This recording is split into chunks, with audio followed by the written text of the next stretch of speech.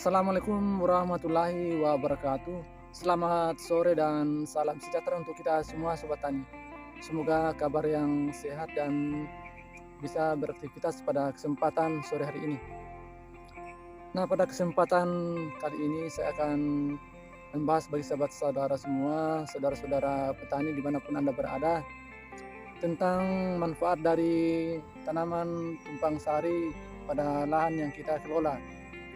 Nah, seperti halnya Sobat Tani, di depan saya ini adalah budidaya tanaman tumpang sari, yaitu tumpang sari antara tanaman tomat dengan tanaman terong. Nah, ini adalah varietas lokal, yaitu tanaman terong lokal dan varietas cabai lokal. Nah, jadi sahabat tani semuanya, tujuan dari tanaman tumpang sari ini yaitu untuk menunjang pendapatan bagi petani, khususnya dalam meningkatkan penghasilan dan produktivitas dari tanaman kita.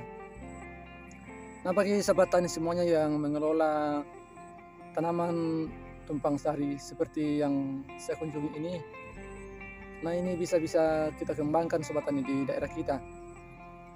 Jadi adapun tujuan pertama dari tanaman tumpang sari ini yaitu untuk meningkatkan pendapatan dari hasil budidaya yang kita kelola, seperti tanaman cabai yang ditumpang sari dengan tanaman tomat, begitu juga dengan tumpang sari tanaman cabai dengan semangka dan jenis tumpang sari tanaman hortikultura yang lain.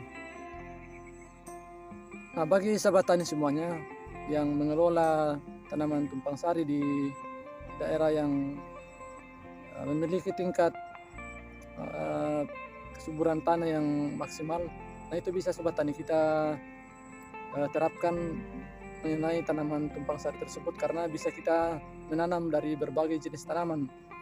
Nah, contohnya tanaman cabai, tanaman terong, dan tanaman sayur-sayuran lainnya. Nah, ini bisa kita lakukan Sobat Tani dalam satu lahan dengan luasan lahan yang cukup. Artinya setiap lahan tersebut bisa kita plot-plotkan antara ketiga jenis tanaman atau dua jenis tanaman dalam satu lahan. Nah, baik Sobat Tani, untuk lebih jelasnya kita simak bagaimana perkembangan dari tanaman tumpang sari antara tanaman cabai dengan tanaman terong lokal yang saya kunjungi kali ini. Nah, baik Sobat Tani, kita simak terus video ini sampai selesai.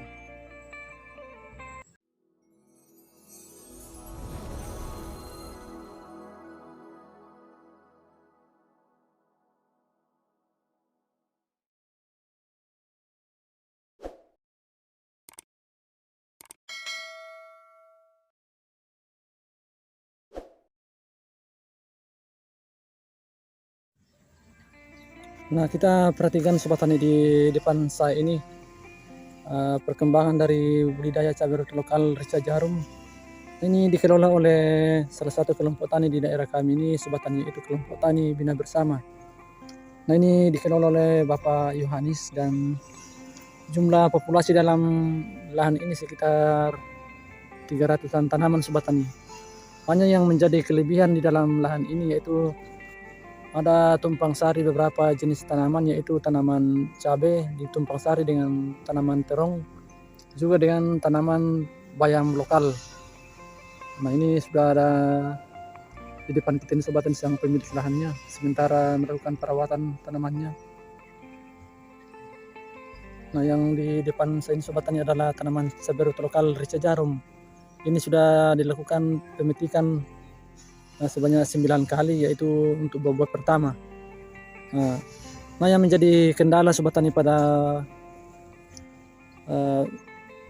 budidaya cabai rawit lokal sekarang ini yaitu adanya hama burung pipit, yaitu sejenis hewan yang memakan buah-buah tanaman kita ini. Nah, biasanya itu Sobat Tani kalau sudah mulai memerah ini langsung di makan Sobat Tani di bagian pangkal batang ini sampai di pangkal batang. Jadi itu yang merusak tanaman kita. Makanya kalau sudah ada yang matang seperti ini Sobat Tani langsung dipetik. Nah, walaupun baru selang 1 hari dipetik, nah, nanti dipetik lagi Sobat Tani. Jadi nanti hasilnya itu dikumpulkan baru kita lakukan pemasaran. Nah, itu saja caranya Sobat Tani kalau ada serangan hama seperti itu, serangan hama pemakan buah.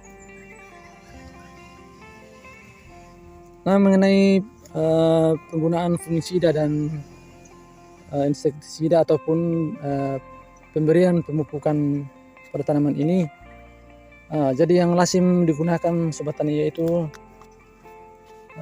penggunaan fungisida Amistartop. Itu yang wajib digunakan Sobat Tani. Kemudian menggunakan insektisida Pegasus yang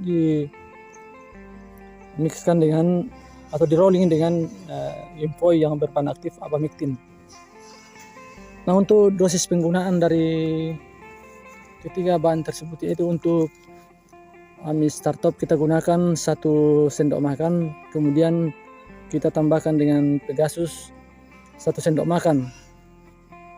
Nah, untuk nutrisinya kita menggunakan MKP atau monokalium fosfat yang lebih tinggi kadar fosfatnya yaitu 60%. Nah, itu bertujuan untuk meningkatkan pembungaan dan memperbesar calon bakal buah dari tanaman kita ini. Nah, seperti ini Sobat Tani. Ini kebanyakan sudah memunculkan bakal buah yang siap untuk pembesaran. Nah, jadi yang rutin yang digunakan untuk nutrisinya Sobat Tani dari penyeperian atas yaitu dengan menggunakan monokalium fosfat. Itu yang dibutuhkan untuk tanaman kita jika sudah dalam masa generatif atau masa pembuahan dan juga sudah dilakukan pemetikan. Nah, kita lihat Sobat Tani di tanaman yang lain bagaimana perkembangannya.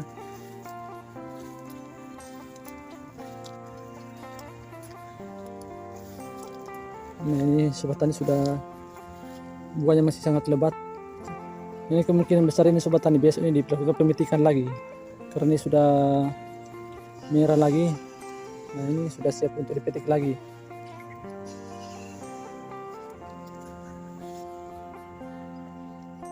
Jadi seperti yang kita bahas tadi Sobat Tani yaitu manfaat dari melakukan penanaman dengan sistem tumpang sari dalam satu lahannya ini yaitu untuk meningkatkan pendapatan dari petani.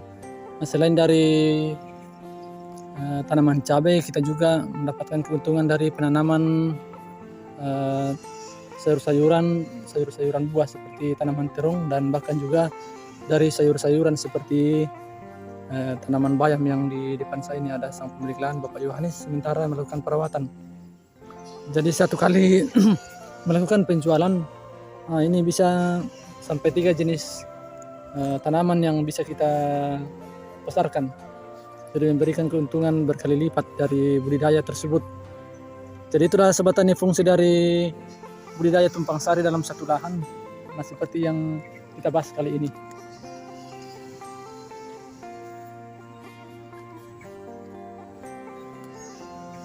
Nah, baik Sobat Tani, sekian dulu video dari saya, semoga bermanfaat dan menginspirasi Sobat Tani semuanya dalam melakukan budidaya tanaman hortikultura di daerah kita masing-masing, baik itu tanaman tumpang sari maupun tanaman tunggal. Semoga bermanfaat. Terima kasih, salam tani Nusantara.